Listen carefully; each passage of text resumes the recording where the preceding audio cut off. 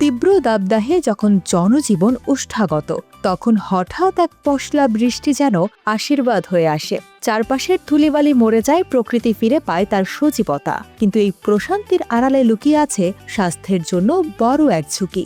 গরম আর বৃষ্টির এই লুকোচুরি খেলা আমাদের শরীরের উপর বিরূপ প্রভাব ফেলে। এই যে হঠাৎ তাপমাত্রা কমে যাওয়া, এটি আমাদের শরীরের রোগ প্রতিরোধ ক্ষমতাকে দুর্বল করে দেয়। ফলে ঘরে ঘরে এমন জ্বর, সর্দি এবং কাশির প্রকোপ বাড়ছে।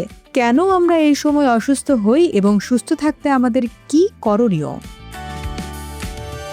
আমাদের শরীর সাধারণত একটি নির্দিষ্ট তাপমাত্রায় অভ্যস্ত থাকে। যখন বাইরে 42 ডিগ্রি সেলসিয়াস তাপমাত্রা থাকে এবং হঠাৎ বৃষ্টির পর তা 30 ডিগ্রিতে নেমে আসে, তখন শরীর এই পরিবর্তনের সঙ্গে দ্রুত খাপ খাইয়ে নিতে পারে না। বিশেষ করে আর্দ্র আবহাওয়ায় ভাইরাস ও ব্যাকটেরিয়া খুব দ্রুত ছড়ায়। এছাড়া ঘাম গায়ে শুকিয়ে ফেলা কিংবা বৃষ্টির পানিতে ভেজার পর সঠিক যত্ন না নেওয়ায় আমরা খুব সহজেই ইনফ্লুয়েঞ্জা বা রাইনোভাইরাসের আক্রান্ত হই। সুস্থ থাকতে আমাদের কিছু সাধারণ কিন্তু জরুরি নিয়ম মেনে চলতে হবে। প্রথমত, বৃষ্টিতে ভেজা যথাসম্ভব এড়িয়ে চলুন। যদি ভিজেই যান, তবে দেরি না করে দ্রুত সাধারণ তাপমাত্রার পানি দিয়ে গোসল করে নিন। গোসল শেষে মাথা খুব ভালো করে শুকিয়ে নিতে হবে, যাতে ঠান্ডা না বসে। দ্বিতীয়ত, ফ্রিজের ঠান্ডা পানির ব্যাপারে সতর্ক হন। প্রচণ্ড গরমে এক গ্লাস বরফ শীতল পানি আরাম দিলেও এটি গলার টিস্যুর মারাত্মক ক্ষতি করে এবং সংক্রমণের পথ প্রশস্ত করে। এই সময়ে সাধারণ পানি বা হালকা কুসুম গরম পানি পানের অভ্যাস করে তুলুন। তৃতীয়ত, আমাদের এসি ব্যবহারের ক্ষেত্রেও সচেতন হতে হবে। বাইরে থেকে ঘাম নিয়ে এসেই এসি ছাড়বেন না। আগে ফ্যানের বাতাসে শরীরের তাপমাত্রা স্বাভাবিক হতে দিন, তারপর এসি ব্যবহার করুন।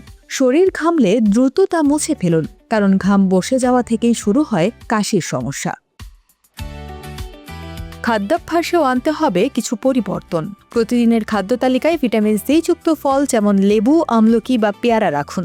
এই সময় রাস্তার খোলা খাবার বা শরবত খাওয়া থেকে বিরত থাকুন, কারণ বৃষ্টির সময় পানিবাহিত রোগ যেমন টাইফয়েড ও ডায়রিয়ার ঝুঁকি অনেক বেড়ে যায়। পরিবারের শিশু এবং বয়স্কদের এই সময় বাড়তি যত্ন প্রয়োজন। শিশুদের বুক ও পিঠ যেন ঘামে ভিজে না থাকে, সেদিকে খেয়াল রাখুন। তাদের সুতি ও আরামদায়ক পোশাক পরান।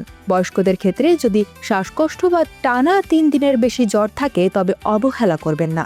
মনে রাখবেন, এই সময়ের সব জ্বর সাধারণ সর্দি কাশি নাও হতে পারে। তাই যে কোনো জটিলতার দ্রুত চিকিৎসকের পরামর্শ নেওয়া বুদ্ধিমানের কাজ হবে। প্রকৃতি তার আপন নিয়মেই রোদ আর বৃষ্টির খেলা খেলবে, কিন্তু আমাদের সচেতনতাই পারে আমাদের বৈরী আবহাওয়ায় সুরক্ষিত রাখতে। একটু সতর্কতা আর সঠিক খাদ্যাভ্যাসই হতে পারে আপনার সুস্থতার চাবিকাঠি। নিজে সচেতন থাকুন, পরিবারকে নিরাপদ রাখুন।